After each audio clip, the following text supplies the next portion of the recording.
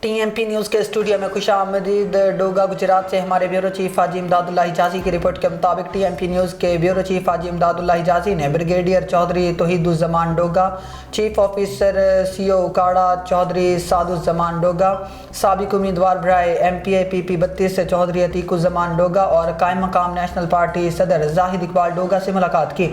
اس موقع پر علاقائی مسائل، عوامی خدمات کے منصوبے اور میڈیا کے مثبت کردار پر تفصیلی بات چیت ہوئی۔ شرکا نے T M P news channel کی خدمات کو سراہتے ہوئے کہا کہ میڈیا عوامی مسائل اجاگر کرنے اور مثبت تبدیلی لانے میں اہم کردار ادا کرتا ہے۔